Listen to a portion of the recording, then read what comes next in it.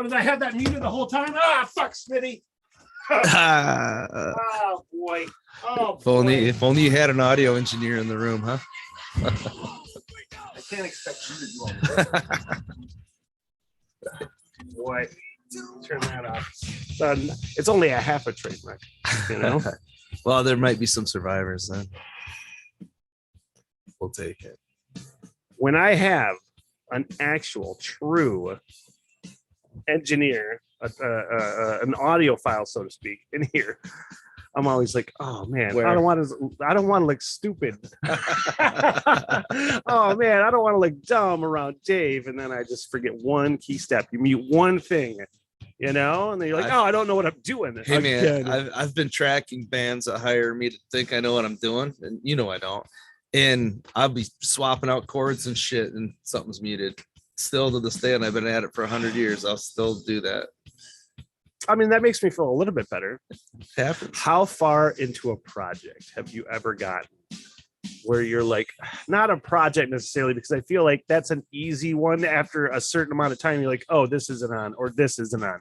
But you know what I mean? Like, what's the longest you've gone where you're like, oh, fuck, like, what did I like? Why didn't I do that? I don't know how long the longest amount of time is, but every time I'm able to blame it on somebody else's guitar, amp, pick, something that I don't own, I've been find a way to make it, you know, look like I didn't do that. We spent 2 hours, man. What's wrong with your guitar? Well, I'm scrambling for shit. My patch bay's all screwed up, and I got things plugged in from something I did when I was drunk and don't remember what's plugged into what. But so you're just good at passing them. Oh yeah, that's the music business. That's all. That's basically how it works. No, I mess up, and it's usually something dumb. It's very seldom some major piece of equipment failing. It's usually me. It comes down to a bad chord quite often, you know, or a muted channel. But the way I have my shit set up, I'm bussing out to all this outboard gear. So it's not just software based. Yeah. So it could be all the cords running from my interface to the outboard gear. It could be the cords coming back. It could be something's in bypass physically, a physical button, you know, or something. And I have to chase them down. Usually that happens when nobody's around, because that's more of a mixing problem than a tracking problem. But it does happen. And it always happens when somebody you're trying to impress is standing right next to you, and you're looking around. Honestly, it's the worst feeling it is in the world. I'm like, God damn it, why can't I remember this fucking thing? I do it every single time. I always screw up when I have a guest in here. Oh yeah, if I'm going live by myself, it's like fucking clockwork, dude. Right. Well, and the worst part is I've usually got somebody standing over my shoulder that hired me because I'm supposed to know what I'm doing. You know, I'm getting paid. That shit makes me so it's nervous. Like, well, you know, I have a real hard time doing things that require concentration and and my full attention. If somebody is watching me, like I can't fucking golf when people are around me. Like I suck anyway, but I get it in my head. I'm like, they're watching me. God damn it. They won't let me golf. So I don't know. I mean, who's they? Everybody. The whole world is not letting me golf. Really? Because I'll let you golf with me. Hey, man, I've got friends that are crazy like you. So yeah, let's go out and see what happens when Runyan gets a club in his hand and starts swinging it at shit. They're afraid. Honestly, I bet public record right now. I bet, because this should happen. Mm-hmm. We go golfing with Levi. Oh yeah. Okay. Because he's always down to golf. Yeah, and I might not be the most angry person on the golf course. No, that would be me probably. But I will say that I bet you and I on the golf course make Levi insane. I think we make Levi insane. Just no. I think he likes having me on the podcast. Yeah. But if we were having a few dad pops on the golf course and playing the fool, yeah, man, I'll do it. He wants to just golf. He's like, I don't want to fuck around here. I have friends that are really good golfers, like super good, and they just think I have the wrong temperament, which 100%. I have the wrong temperament for being awake. It's not just fucking playing golf. It's but here's struggle. You don't come off as like a grumpy person. That's because I'm here and drinking beer in the afternoon and smiling. We're all having fun, you know. I'm not a grumpy person, but I'm a moody motherfucker. Especially if I'm into a project or something, interruptions, you know, fuck me. I'm building this house and there's so much going on. If I get sidetracked, it's hard for me to get back in the correct train of thought to get back at something. If do you get really like discombobulated when people fuck with you when you're in the middle of something? Yep. Yeah, And I can relate to that. You know, and my phone never stops. You know, it's like yours, and often it's important, so I have to pay attention to it. And sometimes it's not, but it never stops, and which is a good thing, especially right now. You know, we're getting ready. Yeah, it's great. To start rolling, so it's good that we're still getting calls, but it's distraction. I'm doing electrical, plumbing, low voltage, all the finish work, carpentry. So I'm doing all these different trades. And my head has to be in that space. You know, I can't be thinking about plumbing when I'm doing electrical, so if I have to do it one day, I'll work every trade just to get shit done. And switching all those gears, you know, is hard on my brain a little bit. Older I get. Man, no, I feel like most people that are in any sort of like construction business, you get to any level, most of those guys are fucking like hotheads. You know what I mean? If you fuck with them in their space, the good ones are. They're like on, and they're quick. They have quick triggers. Yeah. You know, I've worked with so many fucking contractors. Yeah. Like, God, that guy's an asshole. Yeah. Actually, when I had a construction company, I would base whether or not I was going to hire a sub on how much of an asshole they were. Sometimes this guy's too nice. He's not showing up. His guys are going to be stoned. You know, some guy come in, I barely enough time to interview for the gig you want to give them. Those are the guys you want. You know, that's so true though. It really is true that like it doesn't happen all the time, but usually the nicest guys that you deal with in that business, like construction or something like that, usually there's some sort of issue. The crew is fucking so true. Mm-hmm. The crew, like a construction crew, is like it is similar in vibe a lot of times to like bar and restaurant crew, where you get some sketchy motherfuckers on a job, you know, on a work crew. Yeah. You know? Especially I don't our house, you know, I did pretty much most of the work. Keep talking. I'm gonna be right back. All right. We subbed out our drywall, and they were interesting. They like their drugs, like most drywallers and painters, but it was showing up at 3:00 in the afternoon kind of thing.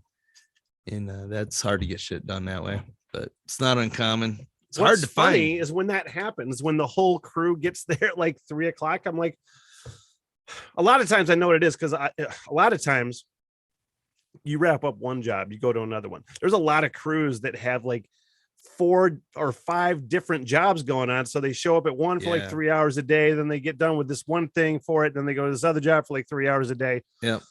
But it's weird when they all get there at like 3:00. I'm like, what the fuck are we doing? Yeah, and they're getting stoned between each one of those jobs, you know. So it's like they just gets worse and worse as it goes.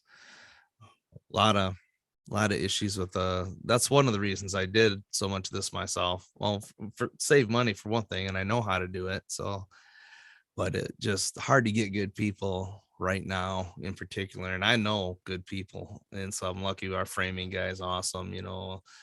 I didn't do the mechanical. I had a buddy come in who's a contractor to do the heating and cooling. But other than that, yeah, we did it all. Got some fabulous new countertops. Oh yeah. Yep. Lakeside countertops here in Traverse City did a beautiful job. And the quartz, you know, everywhere. Really cool job. And we've got wait a minute, quartz the stone, or is there quartz? It's a composite. What do you mean? It's crushed quartz stone in a rosin, like really? An epoxy. It's hard. It's harder than granite. Yeah, we chose it over granite. Did you use that for your countertops? Yep. Because I thought it was all wood. The ones I saw were wood. No, that's just the island. It's just the island is that live edge hickory walnut. Sorry, live edge walnut. Granite composite. Why didn't I fucking think that? It's a quartz. It's a quartz composite. Yeah. Excuse me. Yeah. That's fucking new. It's beautiful. It's three-dimensional. You can see right down through it, into it. It's awesome. Yeah, I didn't say very well, but yeah, it's cool stuff. We toiled about it. We didn't pick the color until like the day before we had to. But it only took a couple of weeks to get it in. They were fantastic. And the big one that you've seen the pictures of, our island, it's 11 foot long and 5.5 feet wide. The top level is the one you see the picture of the Michigan inlay. Yeah, that's cool. And then we've got one twice that big one in the lower part of that island that has the epoxy river with stones in it, and they're all underlit by LEDs, so it's pretty cool. But that hasn't been delivered yet. I think he's done. He might still be buffing on it, but and that's Zach Gosnell. He's got Torchlight Concepts in Bel Air. He does all that custom work, woodwork like that. It's beautiful. Man, you're gonna have, man, you really got a spot. You really got a place, man. We got something. No, it's We because got right now you're receipts. working on studios, right? So I mean, Yep. you have a date that I know you have a We got a hard party date. Yep. planned for Yep. June. June 22nd. It's a Wednesday. It's a Wednesday. Man, I'm gonna have to fucking be there for that. Yeah, I'm gonna have to make sure I get that. You're gonna fucking have to day be off. there. Yeah. Yeah, we got 3 bands. It's grand opening for the studio and open house. Should be a pretty good time. And so the studio, at least the control room and one of the live rooms will be completed by then. That's the timetable we're on, unless something happens to me, or I run out of money. Either one could happen.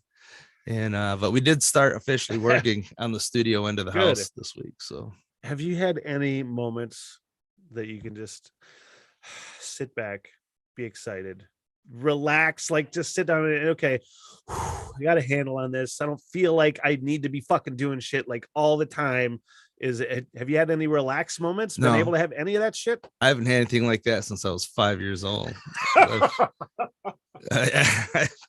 I've always had 10 things going on at once, and 9 of them don't work, so you got to keep moving, keep be the shark, keep swimming.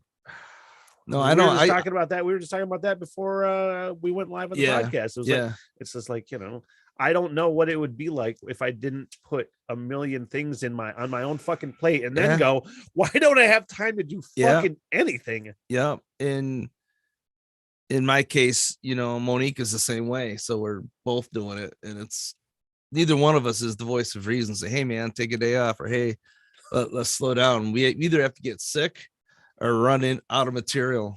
I love that you guys just like egg each other on. Yeah, you guys kind of egg each other on. You're like, hey, should we have this fucking island here? Should we? Yeah, fucking do it. Yeah. There's a level of go big or go home with both of you guys that is pretty fucking commendable. There is. Our kitchen is over 500 square feet just because of adding ideas and shit. But what's cool is you got the island, and we have like 5 feet all the way around it before you hit any cabinets, so it's not tight. It's basically, we were gonna build because everybody stands in the kitchen when you have a party. They just do. So we just built a huge ass kitchen as where we party. I mean, it's right onto the living room. Such a great idea. Wide open, so fireplace and everything basically is right in the kitchen. So such a great idea. Yeah, well, we'll see. But the cool part about it is it's super functional. We have that kitchen upstairs. We got another kitchen, doing an outdoor kitchen downstairs in the patio area. And then we're gonna put probably a half kitchen in one wall of the garage when we're all done, just because we have so many parties. It's kind of like a green room, Yeah, kind of like that too. Yeah. We have bands to take care of and things like that. So it's really big, especially just for the two of us. But there's only one guest room. It's really not a big motel kind of thing. Most of it is studio, all the extra room. How many rooms are in the studio? A live room? One live room. There's a control room, and there's a live room, which is basically designed for percussion. Then we have a 26 by 32 room underneath it that is going to be multi-purpose. It's going to be a bar, another live room, and a performance room, so bands can play there. All like when we have Halloween parties and stuff, that's where the bands will be in that room. And that opens up to the outside, to the outdoor kitchen and the fireplace and everything outside. Fire pit, not fireplace, not yet. Anyways, we might do that, but it won't all be done. But by the party, the house will be. I don't know. The patio might be in, but the outdoor kitchen and stuff will not be finished by then. But by next summer it will be. Okay. Thus, something happens. Like I say, I'm getting older. I don't know how much, when this house is done, I'm not done working on it. That's for sure. We got a long ways to go. A lot of landscaping. So, when is the last time you took a vacation? Oh, 3 years ago. We were just talking about it. At that time. It is that time. End of March. We were thinking of going to Florida. Then we got an opportunity to go to the Outer Banks in North Carolina, and we probably we aren't going to do either one. It doesn't look like, except for St. Louis of all That's places. where Monique is It is from. where she's from. We haven't seen her family since the COVID thing, so Yeah. like 2.5 years. So we're gonna go there probably just for 4 or 5 days and then head back. Good, man. Get away. Yeah. Take a breather. Yep. But it's, hopefully we'll be in good enough spot that that's not going to interfere with being done on time. Should be okay. Making progress every day right now, and a lot of big stuff like it's all hickory hardwood floor. We're having that put in, so I don't have to do that. All the ceilings are pine shiplap. I'm not doing that. Josh's crew has done that for us. But I'm doing all the drywall finishing and painting and priming. I'm doing all the door hanging, everything like that. So I might farm out some more if we start getting tight on time. But my main problem is finding people that can do it. I really don't even care what a lot of it costs. It's just I've hung 1 million doors and I can do it fast, and I can hire somebody that might only get one a day done, and it's when I can just fuck it and not get pissed off and do it myself in a couple of days. Yeah. You probably do have that a lot. I'll just do it myself. Fuck it. I'll do it myself. When it comes to electrical and low voltage, absolutely. I just 100% going to do that myself. I like straight wires. I like how you stress low voltage. Yeah. Well, with your record of head injuries, you just got to eliminate the risks. Reduce the risks. By low voltage, I mean network and all that kind of shit. Studio wiring, I don't know how many miles of microphone cable and snakes and shit that have to go between all three of these rooms. I'm really interested in like your live stream capabilities that you're going to be doing with bands. Like that is just a fucking cool. Yeah, it's going to be thing in the world. The fact that you're going to do it. Yeah, we can live stream. Really cool. It's going to be cool because we can actually live stream the recording sessions. So if bands have Patreon pages and shit like that, they can make that exclusively available to their fans and followers while they're tracking, if they want to open up what their process is that much. That's so smart. Because there's so many fucking people that, not even producers necessarily. It's not even the same industry, but there's just so many people that just refuse to see the change in front of your face. It's going in this direction. That's and then refusing to fucking be on board and to be innovative with it. Like, cause I'll bet you, most record producers right now still have there's almost no studios with live stream capabilities. There's more and more, but you're right. And a lot of bands don't want to make that part public. That's fine too. But the ones that do, we want to be able to offer that to them. We want to have that as a but there's so many service. more that are using. I would say so. I think there's a lot of people more interested in how the band does stuff than they are in the product that they're going to end up with. It's weird. It's a personality. But for the bands you love and you want to kind of just see another fucking side of the bands you love, right? It's so smart. Right.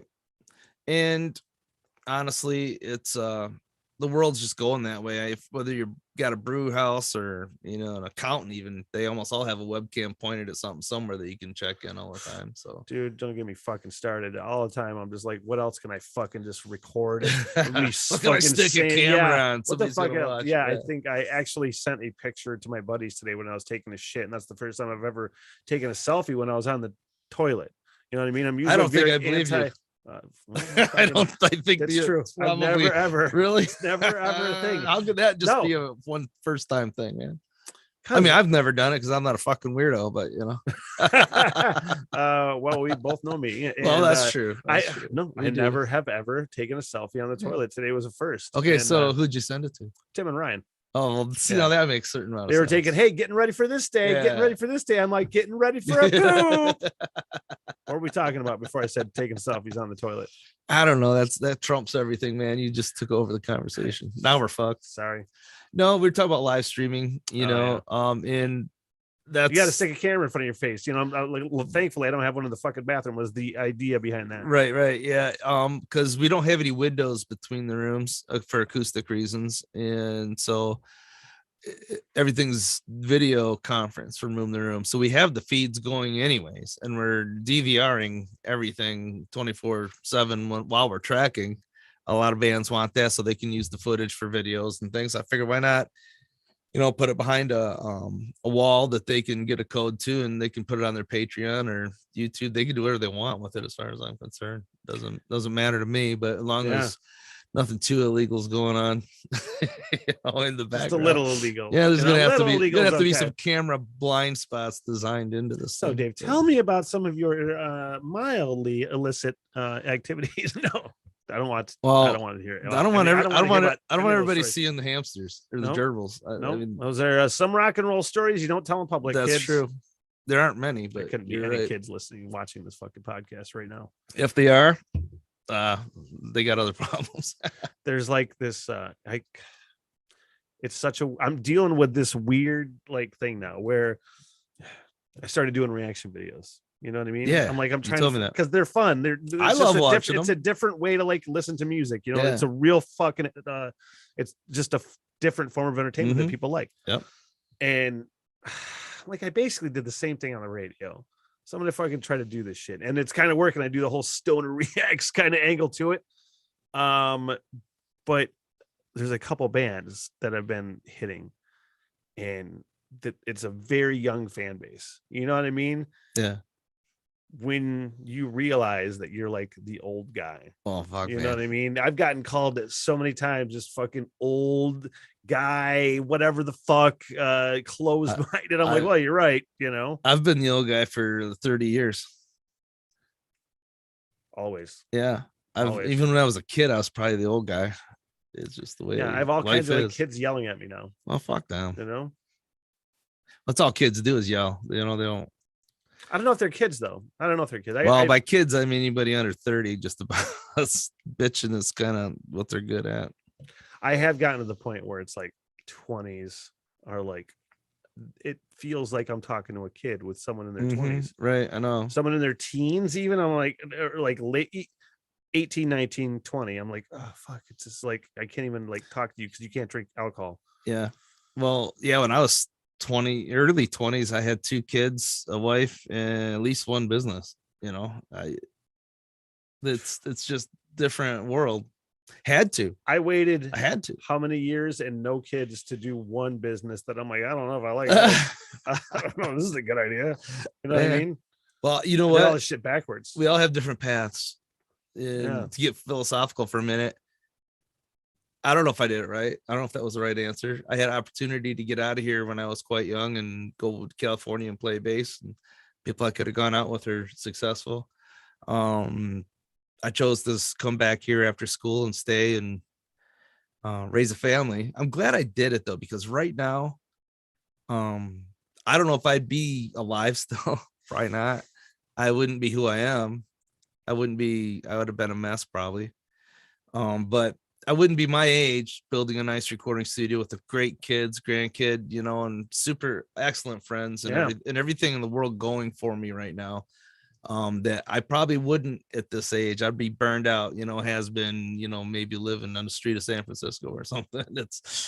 I feel that was the decision that I somehow made and got it right somehow. I am fucking so happy that things have turned out the way they have turned out. You know what I mean? Because they say your life experiences dictate who you are now. And you Correct. Needed to have those life experiences to get to where you are now. Absolutely. But man, it's weird because I never knew for the longest time when I was younger that fucking what the fuck I really wanted to do. I remember I was thinking about it yesterday, just so often when I was in my 20s. Probably actively thinking, I don't even know what the fuck I'm doing. What the fuck is going on? But when and when you set yourself on the path, that's fucking you have to perform. You made decisions and you stick with it and you go with it and you ride it out and see where it goes. I've got, my children are older and everything's good. If things are paid for, we're doing what we're doing. And I just don't think I would have been in this position had I made the other choice. Even if I was in a band that hit it big, or if I became a producer out there that hit it big, honestly, without Monique, I would have crashed and burned, and what I would have done. So it's like she's a good anchor. She's a hell of a good anchor, and she's very smart, and she knows me better than I know myself. She knows when I'm gonna make a stupid decision, or the wrong one or a questionable one, and she'll call me on it. You know, I might still do it, but at least I was warned. Yeah, you got it. Honestly, when they say, like that's the person that challenges you. Mhm. Like that's real shit, man. You got to have people Oh. put you in check. You know what I mean? And to call you on your bullshit, like you said. I have to sell every idea I have. It's so does she. Yeah. I'm not an easy sell. So makes us both, think things through before we start talking about it, hopefully. But at least when we get down to making decisions, we generally make the right one, the sensible one, the one that'll move us forward. That's our thing. It's neither one of us wants to go backwards at all at anything. So if we take a bite that's too big, well, you know what? You got to take another bite to get on the other side of that one, because I'm not backing up. I will not fucking back up. No, it's called, you got to double down. Mm-hmm. You know what I mean? You got to double down when you got those moments. You know, you could hold back, like you said, or you just fucking keep trudging forward. And just put double the effort into it.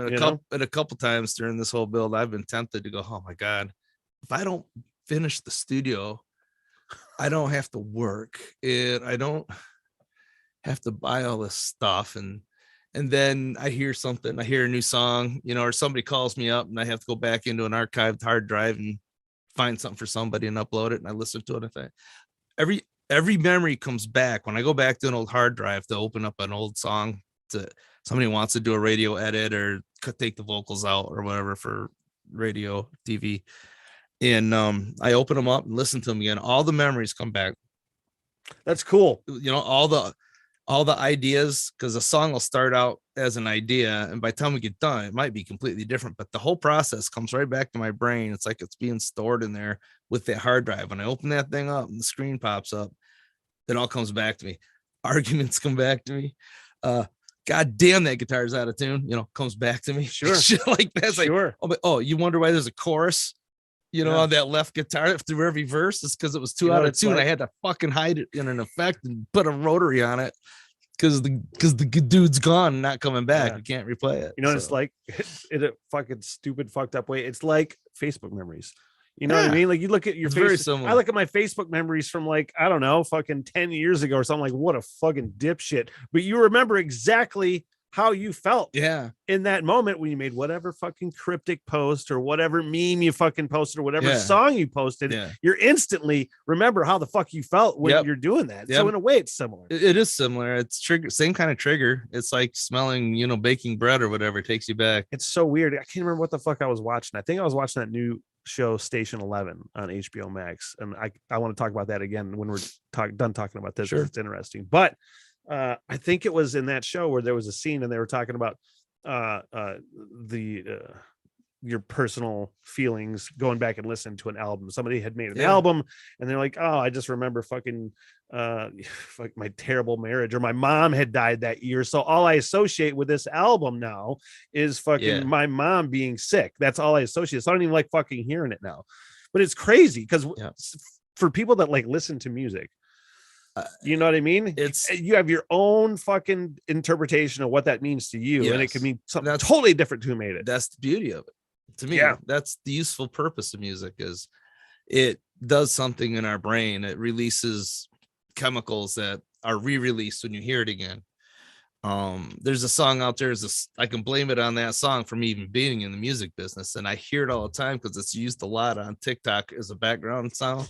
Which one is that? It's Come Sail Away by Styx. It's very I don't know, for being kind of a metal guy these days, it seems hard to believe that that's what got me going, but that piano introduction stuck in my brain, and you hear it used a lot of time on I'm Sailing Away, and it's a masterpiece. Honestly, the recording, everything, it's one of the greatest songs out there. And I've played it in a few different bands, all the synthesizer parts in the middle. I've learned all that kind of shit, and it's fun. It's a handful, but it's fun. But to hear something that still triggers me on a TikTok video, just like it did driving in my stepdad's Oldsmobile 98 when the first time I heard that song come on the radio when I was 14 years old. So it's weird. So even in that context, it'll take me back in time. And truly, that's what got me rolling. And I learned how to play guitar and bass and piano and all that stuff because I wanted to learn how to make those kind of sounds. And it was more important to me even then to be behind the scenes making the sounds than it was to be on stage playing it. I've always rather be doing what I do now. I've been on stage. I've You done like a to lot be of the stuff. guy that nobody knows. You're the man behind the but curtain. that didn't work. Well, Here I am. could've. Like there's all I kinds could of say no. there's all kinds of ugly motherfuckers that are rock stars. You know what I mean? It's not to let that Right. be a That's detriment true. to That's you. true. You That's know? true. That's true. Yeah, I'm not. I'm behind the scenes, but I'm kind of out in front when I'm not behind the scenes, which is odd for me that it turned into that. But it's cool. And other songs, like even newer songs that I listen to take me back, but a lot of when I say newer song, time is going so fast that they might still be 15 years old or 5 years old at a minimum. It's just like everything's speeding up. It does feel like it. It does fucking feel like it, man. Like honestly, I think about that every once in a while. It's just like once you hit 40, probably you're like, oh fuck. It really does just feel like 20 was yesterday. And I feel the exact same physically and mentally, essentially, that I felt. I feel great. So you don't even fucking realize you're old. I feel the same until I look in the mirror. Then I don't feel the same anymore. Or I watch a podcast like this or something. It's like, what the fuck happened to that cat, man? Oh, that's me. Jesus. Yeah, Why? I do. I hate that I have to fucking like see myself all the time. Because I have to fucking essentially watch myself on top of like doing this live, like the reaction videos, the fucking roundtables, the shit we did with Sabbath, which I worked on, by the way, and that's getting closer to completion. Can't wait to see it. But it's just like you see yourself so much, and I have to see myself saying so many things. I'm like, why do I look like this? There is that aspect to it where you're like, you shouldn't hate yourself that much. You know what I mean? Well, then we're fucked because we hate ourselves that much. I know, but it's not. I'm actively trying not to do that anymore. For me, if I didn't have so many good people in my life telling me not to hate myself, I would hate myself much more. And you're in the same boat. You got a lot of good friends, and they all love you, and it's all good. We get too far into our own heads sometimes. It's a weird thing. It's a weird, because we're both fairly like anal as far as the shit we're working on. Yep. You know what I mean? You might, we want you it might right. not hit mute. You might not we do want this right. or whatever. Yep. We want but it right. We both meticulously sit here and pour over all this shit, Yeah. Yeah. When I do a mix, and some of my mixes are 100 tracks, just it's not unusual. So there's a lot of spots and songs or tracks come and go, or there's guitar noise while he's waiting to play it again. I go through and I hand cut. There's software that'll like remove silence and all that kind of shit. I hand cut and crossfade everything myself. I don't trust any of that shit to do it. And so I'll spend 3 hours doing something that I probably could have done with some batch commands and shit. But I want to make sure, and I also want to make sure I've listened to every single inch of every single track. Yeah. Because I find sounds every once in a while, I'll get something mastered and back, and I'm, oh shit, man, there's a click, there's a pop. Yeah. Holy shit, I missed one. And gotta listen to everything 100 times. Basically. Now, how often does the band hear that? Almost never. Or anybody else. It depends on the band. If you think it's a fucking mistake, other people might not think it's a mistake, is what I meant. If it's a duo, or the smaller the band, the more likely they're going to listen to it as good as well, or more focused than I do. Yeah, because there's only 2 or 3 parts, and they're their parts.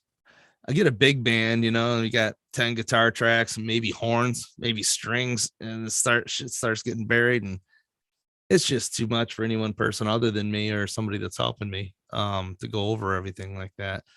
More likely than not, I'll hear something out of tune before a musician does. For some reason, they're just used to playing live, and everything's out of tune live. Honestly, everything's fucked up. But there are parts that I can't go more than 2 or 3 measures and without stopping and retuning. And by the way, only retune the strings you're going to use, because it's going to save time. That sounds stupid, but a lot of out-of-tune guitarists have ruined a lot of really good recordings. I listen to old recordings that are famous recordings, and nothing's in tune. Like what? Oh, anything. You listen to any record before, a lot of the grunge stuff was out of tune. their guitars weren't set up I correctly. mean, I see that making sense. Yeah. Easily. But I mean, going back to like 60s and stuff like that, when there might only be one live or two live mics in a room, and they're just mixing by being different distances from the mic. Maybe I just don't know how, from the moment you get a tuned guitar and you're ready to play and you're fucking around, how long is it going to take for it to go out of tune? It'll stay in tune pretty well if it's a good guitar, but is it in tune all the way up the neck? You play open chords, and believe it, the geometry. I thought that open chords, once you go bing, bing, bing, bing, bing, they're all set, ready to go. Fuck, I wish, man. God. Are you going to be playing open chords? That's how we'll tune it. Oh, you're doing a bunch of bar chords in the middle of the neck? We're going to tune it there, because it will be out of, I don't care how it's set up or how good they are. Part or one, it's usually that fucking B or G string is going to be a bitch somewhere up that neck. Yeah. They just,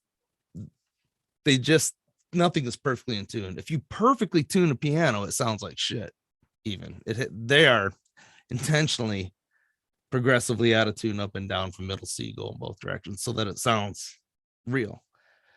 Most keyboard patches, like I use a lot of synth patches, and a lot of piano patches will have a true tune and a detuned setting on their piano sounds, and the detune sounds more like a piano than a perfectly tuned piano patch. What does a perfectly tuned piano sound like? Other than every piano? Every note perfectly in tune. See, a piano has several strings for each note. Okay. So if you hit a C, there's 3 strings, and those 3 strings are all tuned identically. It sounds different than if they're just a little bit off. It sounds better if they're just a little bit off. Okay. Between the 3, it sounds fatter, sounds warmer, sounds more natural to our hearing. It's an interesting thing in guitars. Man, I've got people that come in playing $10,000-$15,000 guitars.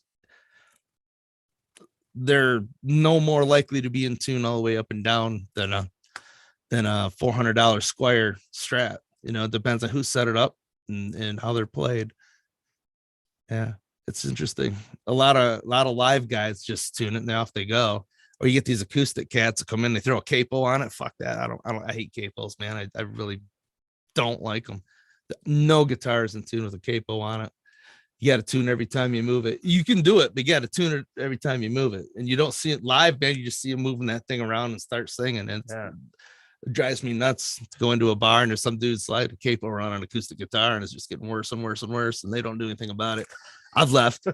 Ask Monique. It wasn't, I wanted to leave the other day if we were at a place. Just come on, man. Tune that fucking guitar. I'm going to lose my mind. Dude, I bet. Not that I want to get in. I'm not being Freud here. I don't want to get into your analyze your dreams or anything. But like, yes, you do. You're in them. Do you have nightmares? You got to have nightmares about like tuning and shit. You know what I mean? It's like I have nightmares about dead air still. I do have nightmares about tuning. I'll wake up and I'll see my computer screen with a bunch of tracks on it. Yeah, is my nightmare. Especially if I'm in the mixing situation. Yeah, I can see that. I'll be mixing for months. I mean, I will be sitting in there for a month working on 2 or 3 different records at a time mixing. And I go to sleep, close your eyes, it's burned into your brain. Yep. Yeah. The only other time in my life I had that happen was when I was learning to fly.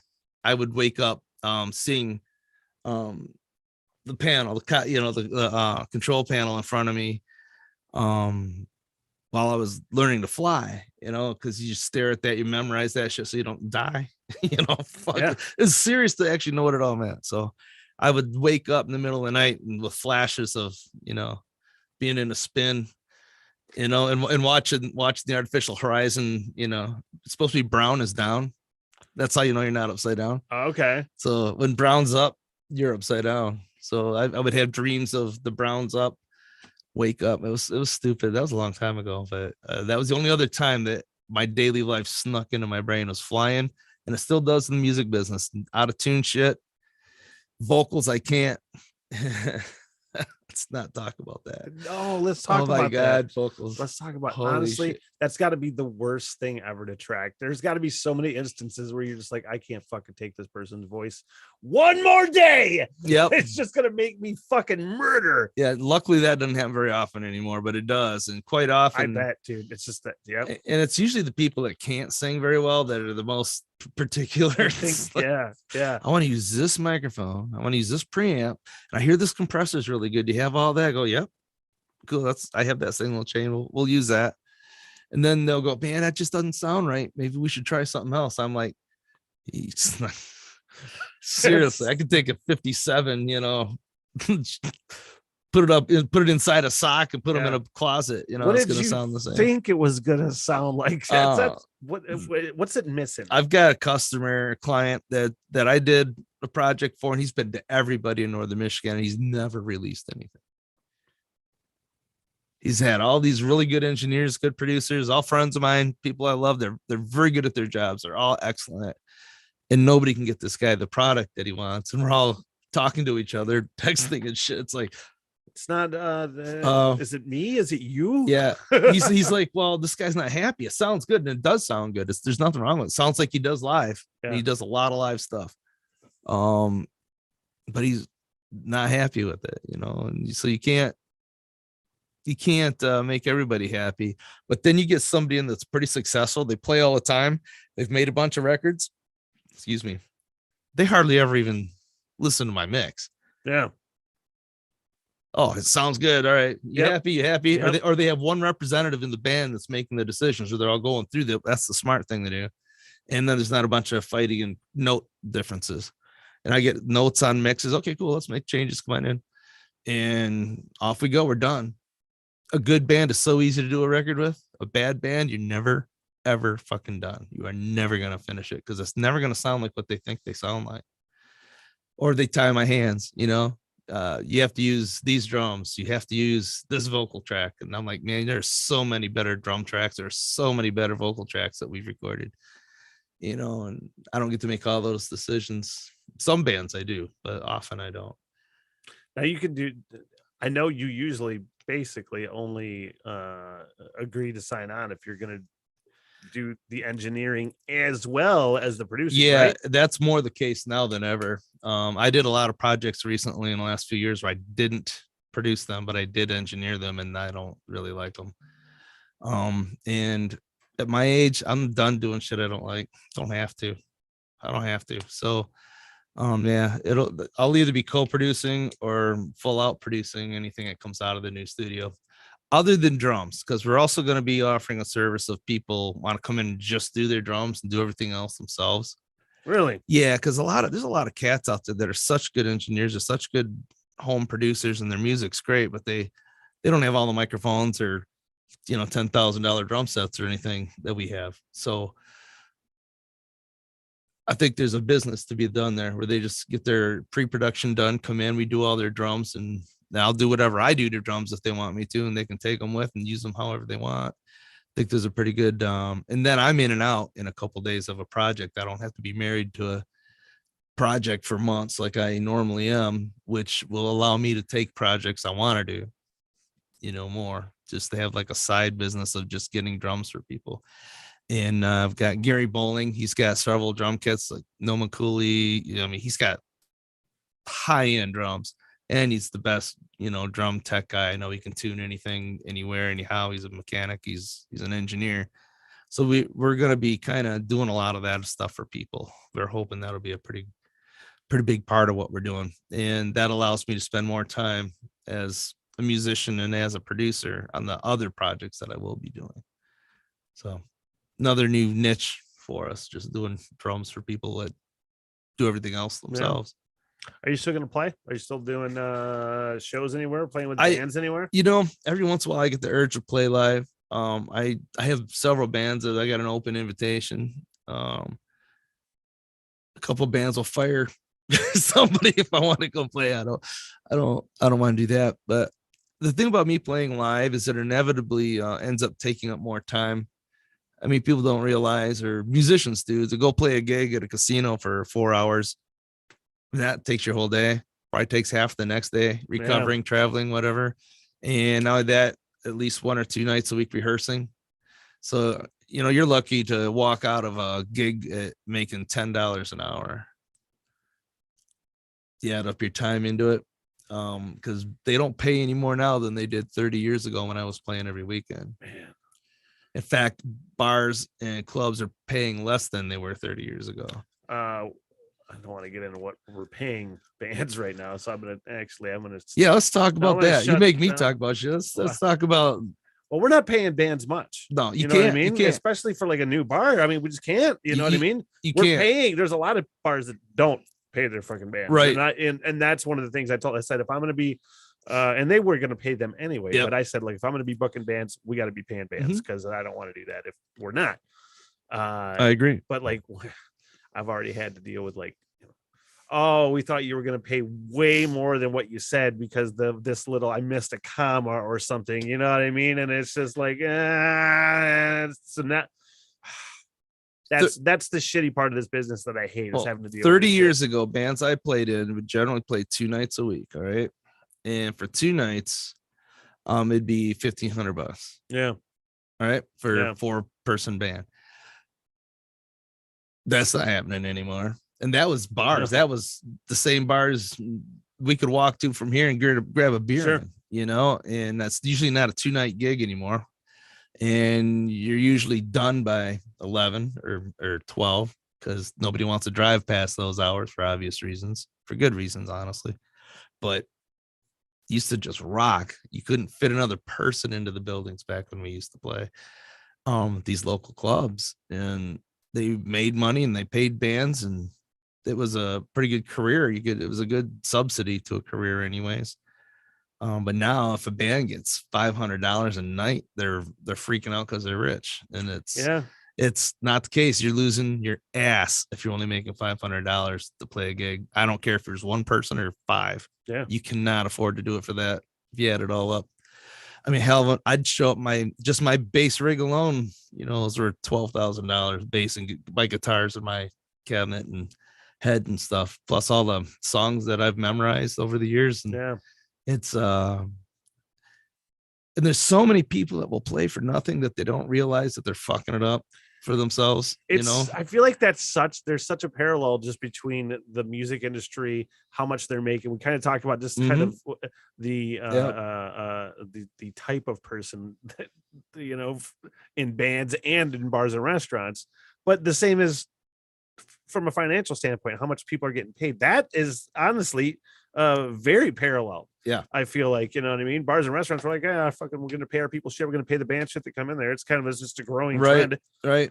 At least if you're working at a place as a server or a bartender or manager, there's a lot of good people that tip well and you can still make good money. Yeah.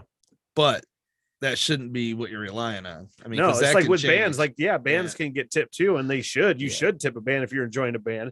But I mean, who the fuck is tip? There's not many people tipping a band anymore. Not really. And is what I've seen people do is these bands will have a Venmo, link on there, which I use. It's a great service. I use it. Great idea. Yep. But then people will just walk up there and look like they're getting the information and never do it.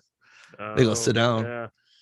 So it looks to the crowd like they're tipping them. Oh man, let's make a big deal. And they don't do it. I know bands that, think, oh, we got all this Venmo coming in. They check their app, during the break and nobody's done anything with the fucking thing.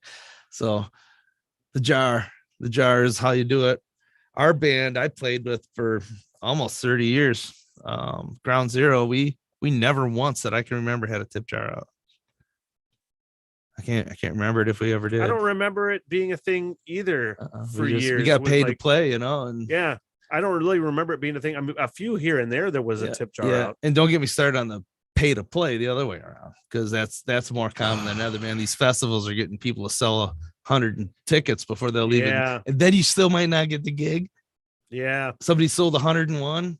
Our buddy Craig was on a show. Anyway, he was saying, "Oh, I got fucking this show, and we have to sell this many tickets in order to play the show." Right? You know what I mean? You don't have the show. Yeah, I'm just like, I don't know how all of a sudden And it's probably not all of a sudden, because you hear stories like that throughout history of fucking club owners not paying people shit.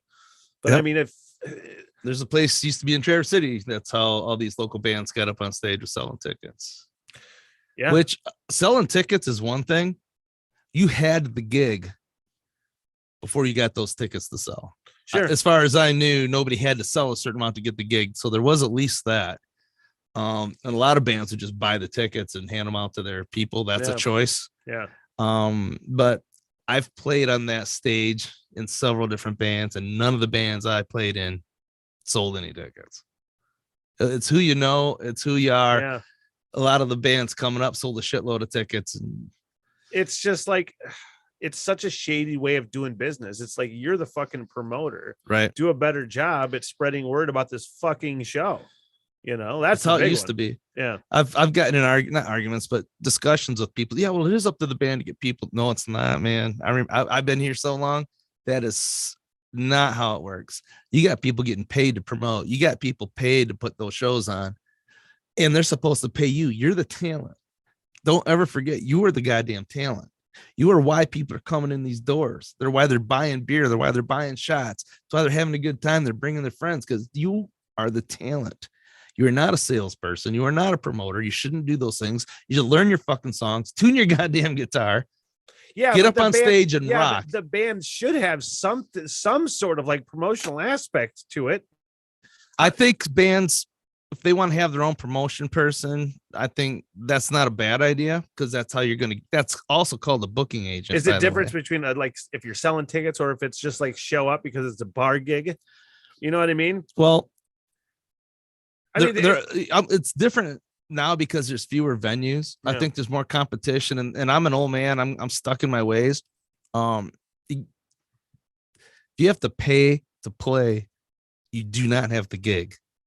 Oh, pay to play is fucking one of the most evil goddamn. It is, but it's the business model of so many places. Now I understand how hard it is to get people in your door these days.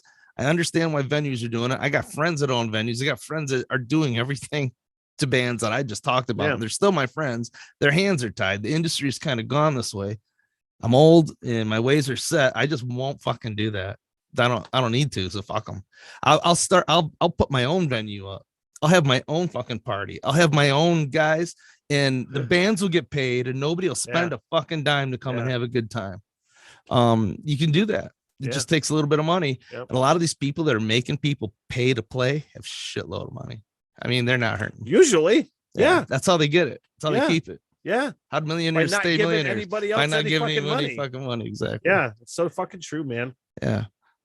So I think that, especially since COVID, all this shit, people are scared to go out still for whatever fucking reason. And these venues, I know of venues that are gone, and they're gone for good. I know bands on major tours that have had to find a different place to play when they come to that town, you know, for rescheduling concerts, because the venue's gone in the meantime. You know, they went belly up. Grand Rapids, a few of them. Detroit, Chicago, a lot of them. A lot of these small places that were barely hanging on just said fuck it, and half of them are already being remodeled into condos and shit, you know, office space. That's the bummer. That's the bummer part. But you feel like there's going to be some other good, cool venues springing up. But God damn it, when you see some of those fucking venues and we're like, oh, we're an event center now. You know what I mean? We do weddings. Oh, fuck off. They got to pay the bills. So yeah, sure. I understand that. And I guess a lot of people that do this don't really have enough money. They have enough money to get started, but they don't have enough money to ride it out. And if you can't ride your business out for 3 years without making a dime, you're not in a position to be starting it. Really, that's just an old kind of rule of business management. If you can't ride it for 3 years, you should reconsider. And a lot of music people just buy a venue and they're leveraged out there, you know, hanging out there for $1 million or more, and got bands coming in. The bands are, you can get a touring band now that's a recognizable name for anywhere from $12,000 for a show to $50,000. And if you have a big room and can't afford to pay, you know, and you got to pay a band $25,000, you should still be able to make some really fucking decent money if it's a good band. But up here in Northern Michigan, we're thin, we're spread out. there's a lot of rules also where bands can't play. Like if a band plays in Grand Rapids, we often can't play in Traverse City because of contract. There's a 250-mile or more rule for a lot of them. So you're too close. That's why you see bands playing Grand Rapids. Then all of a sudden they're in the Sault Ste. Marie. Yeah. The casino because it's far enough away. We would always get the same shows from like the Machine Shop in Flint in Traverse. Yeah. Yeah. Yep. We would get the same shows from the Machine Shop, and they would wonder, oh, why the fuck isn't this selling out? Because the fucking Machine Shop is like a third of this fucking capacity. Yep. And there's way more population to choose from. It's all spread out. Good luck fucking getting a 1,200 seat fucking venue to sell out. Right. You know, when you just had them in Flint. Then the Machine Shop's the perfect size for a lot of these touring bands, and it's legendary. So everybody wants to go there. It is. I love the Machine Shop. Never saw a show there. Oh my God. Absolutely the most frighteningly loud room I have ever been in my whole life. And I've stood in front of some loud shit, you know. Yeah. I mean, my own bass rig will fucking almost kill you. But no, man, I was at a show. It was Pop Evil in Alter Bridge, and some local band from Flint was playing, and they came out swinging. The first band, I wish I could remember the name. They were very good. And then Pop Evil came out, and it was before did Pop Evil things. Yeah. They weren't the Pop Evil we know now, because I really love a lot of stuff they're doing. But back then it was live anyways. It was pretty chaotic, but it was so fucking loud in there. Okay, so I stick some cotton in my ears because I hardly ever wear earplugs. So you can tell. Yeah, and I'm listening. All right, cool. Oh, it's really loud. And then Alter Bridge came on, who's one of my favorite bands. It was like a machine gun. It was like an absolute fucking standing in front of a 50 caliber, A10 Warthog or some fucking shit blowing up all night. It was awesome. I mean, I had fun, but it was literally so fucking loud that I could hardly tell what songs were being played. When you have that fucking that rumbling and your sternum is shaking in the inside, you're like, man, this is the best fucking thing ever. What's your loudest? What's the loudest concert you've ever been to? Easily hands down, and believe it or not, it was outdoors. Yeah. It was at the castle in Charlevoix. Really? Yep. And I was there. Trying to remember the year. It must have been like 88, 89, maybe. It was Damn Yankees. Okay. Nugent just has to have it loud anyway because you can't fucking hear. And I know the guy that mixed that show. Yeah. He actually lives in Michigan. And he said he didn't have Ted in the PA at all. That was all just fucking Ted from the stage. These 5150s that he had. And he had an X in between these cabinets on the stage for his perfect feedback situation. Anyways, and it was the loudest thing I've ever experienced. Next, I've stood next to jets, all right? Jet engines on the tarmac. Yeah. This is way louder than that. And great show, though. I mean, holy shit, man. There's a lot of talented cats on that stage, but it was loud. And to get it to mix right, he had to bring everything else up that loud. So the drums, everything was just pounding right through you. Outdoors. No wonder they got fucking complaints about that place. Everybody on the lake wanted that place gone so bad, but it was the coolest venue in the world when it was hot. I wish I could have seen the show there. I've heard nothing but just how fucking awesome. Was it gone before you were of age? I mean, I was living downstate when I was of age, and then so it was. I had known of the castle. Yeah, when I moved back up here because I'm from here, but moved downstate for high school. When I moved back up here, it was defunct. Yeah, I'm just like these rich fucks that just are like, it's too loud around here. I tell you what, you had to be able to hear that thing 10 miles away. That show, they built the berm up by the road. They did everything they could, but at the same time, it's not every day. It's bringing people into the area. A couple shows a week tops. I actually also saw my first knife fight at that same show right behind me. Hear all this commotion. Fuck, that guy got stabbed. Some guy bumped into me. So I turned around. I was gonna say, you all right? I thought maybe he fell. Yeah, he did, but he's laying on the ground bleeding in the dirt, and this dude's kicking sand and shit on him that stabbed him. And the security came over, drug them both away. Show kept going. Just like it never happened. Just like it never happened. Like somebody else moved in and was standing where they were. It was like blood on the ground. I've heard about just how fucking fun some of those goddamn shows at the castle. You could just bring your beer in. You could just bring your beer in. You could bring your cooler with you. Yeah. Yeah, knife fights are fun. Yeah, that was a good time. That was really crazy. And we were like, I don't know,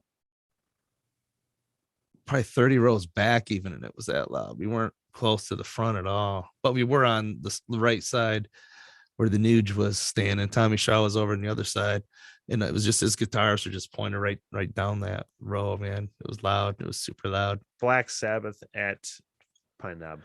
Loudest? The loudest. Yeah. The Hey, loudest. Pine Knob's Pine Knob again, right? It is. That's awesome. Yeah. And it's like it always was. Like we always I called always it Pine called it Knob. So Pine even Knob. when it was fucking DTE, it was still Pine Knob. I That had to be why they I didn't know changed where DTE was. I know where Pine Knob is. Yeah. Yeah. I wonder what it's like to live there. You know what I mean? I don't know. There's so many I want to put an amphitheater up on fucking Manly Road near Torch Lake. Somewhere in that vicinity, there's some real fun natural amphitheater fucking formations. Really, just put a concert on the side of that mountain there. We're doing that. We're doing an outdoor venue at our new place. Are you really? Yeah. Shut up. You know where the stone wall comes down? Yeah. Yeah, right there. Right where that top deck coming out of the top floor live room. Yeah, what's your neighbor situation? I know you got a neighbor to the one side, right? Yeah, we got 20 acres. I really don't give a fuck. Like the trick to that is actually I do give a fuck, but you just invite your neighbors. I mean, yeah, you get to know them all, invite them, and it wouldn't be anything too crazy, but then we would be done early. But we're not going to have that done for this party. We wanted to, but I'm not going to have that ready. I don't think. So, we'll be outdoor shows at Runyans. Yeah, and we could probably put 600 people out in that lower level, off the low side of the house, easily. No, all sorts of room for activities. Yep, and there's no zoning. There's no zoning. Yeah. Poor bastards. And we have the infrastructure to do it. We have the power to do it. We got a 400 amp service put in instead of a 2. We're ready to rock. Never have enough power, but we got enough, and it'll be fun. And it could just be like a little acoustic shows and shit like that we do just for fun, little open houses, and maybe a band gets done with a record. They want to have a release party just for them and their friends, and record companies or whatever can come and hang out and have a nice outdoor venue to showcase a few things here and there. That's what we're hoping. There's a lot of aspects. It's not just a new studio. It's a revamping. It's a rebranding of everything that Monique and I have ever done before. And hopefully everything will just be amplified and better. And I want to do better work than I've done in the past. I've done decent work, but I haven't reached my potential in any way, shape, or form. In my mind, I have so much better work that I want to do, or I wouldn't be building this with all the new gear, because it's going to have everything we need. If I can't get the sound we need with what we have coming in and what is already in, I can't do it. I'll hire somebody. You're still going? Is it the fort? Is it Fort Runyan? The Fortress. The Fortress? Yeah. Fucking A. Because it's gray. Yeah. And it's 36 feet to the peak. And it looks like a castle from the low side. So it's Monique named it the Fortress as soon as the siding was done, and she came around and saw it was at night and everything's all lit up. And so, oh man, it's like a castle. So it's the Fortress, and it's one of my favorite albums is named Fortress too, so it's appropriate. Which album? It's an Alter Bridge record. Okay. Yeah. Like maybe 6 years ago now. It's fantastic. Just amazing record. It's one of my favorite Alter Bridge records, if not my favorite. So that fits as well. And there's a lot of room. You got good parking, 500-foot long driveway to get back there, but we're making sure there's room for everybody to park and have a good, safe time, well lit, that kind of thing. So should be really good. I don't know. I would like to get you into this fucking building and this room again for a podcast before you open up. Absolutely, you will. Yeah, we'll do that. Get like one last progress report before you open up. Well, we'll be getting pictures of the studio rooms out pretty soon here now that we're actually working on them. We had to get the house done first because we live in there, want to live there and have everything functioning, and for inspections and code and all that kind of stuff. So yeah, it's getting there for sure. And I don't know of any band that we've ever had play that we didn't pay. We have a couple that wouldn't let us pay them. That has happened a few times. Like, gonna beat my ass. if you give us So, money, we're oh, gonna if kick the shit out of you. Monique will give them an envelope and they'll smile and take it, and then they'll come find me and threaten to bust my fucking head open. Yeah, it's like, yeah. So that has happened. Don't tell Monique. And they know who they are. Yeah, it's but generally we make sure that, because we're in the same boat with you, bands got to get paid. It's so much work, and it's so hard to be good. There's a lot of people out there that suck. Well, you're probably getting paid what you're worth at that point, and there's a lot of them playing every goddamn day because they'll play for nothing and bars will do it. But good bands don't come easy. They're all working hard, and a lot of them have just resorted to recording and releasing it to their friends. They're not even trying to play out anymore. Some of the best bands around here don't play out at all anymore. Yeah, but it's tough. Well, hey, I think you're doing well. I think you're doing great. I think you're doing great, man. A little bit of time. Look at everything. Look at everything you got going on, man. I'm gonna check out your reaction videos. I love those things. I watch them all the time. It's a weird thing, because I think reaction videos have there's a stigma to them that it's just dumb entertainment, and fuck yeah, it is. That's my favorite entertainment. Absolutely. Then you're doing it right. But I feel like, part of what I did on the radio was just talk shit about music that I played. You know what I mean? Yeah. It's just a fun thing to do. Yeah. And honestly, it has built like this real fun fucking community. It's drove people to Patreon. It's fucking really fun, man. For some reason, I watch them. Yeah. I'd never would have listened to Japanese metal before. Right. But hey, well, now I am. Yeah. And everybody has a different reaction, is what I like. If I like a song and I go watch a reaction, they're going to notice something I didn't notice, more than likely. Sure. Or like something I didn't like and have a good reason for it, and I'll learn something. I just think it is similar to, when you show somebody a fucking song, you play somebody a song you like because you want to see what they think of it. Right. It's the same thing. It's just documented. It's the only difference. Yeah. Yeah. It's the same thing. It's like play by play, a fight or something too. It's an event. A song is an event, and you're commenting on the event. Like that. You can use that. Always has a way of explaining things in a way I can understand them. I don't know about that. I like it. I'll check them out. Dave Runyan Media. Thank you, sir. Smitty, good to see you as always, brother. Till next time. I don't know when that's going to be. But hey, it'll be soon. It'll be soon. Patreon.com/we3 Smiths. Link in the description. Spotify, you want the audio version. And oh, wait, I should probably get this ready to go. Play the outro. Do your engineer producer job here. The what? Do your producer job. I do need a producer. So long. There we go. Good night, everybody. I am so sorry for everything that has happened. Bye-bye. Yeah, all right. I'll see you guys there. By the bar, get your face, don't you? Get me paid, bitch. Sit, boo-boo, sit. Good dog. I love y'all very much. Peace out. Good night, ladies. Good night.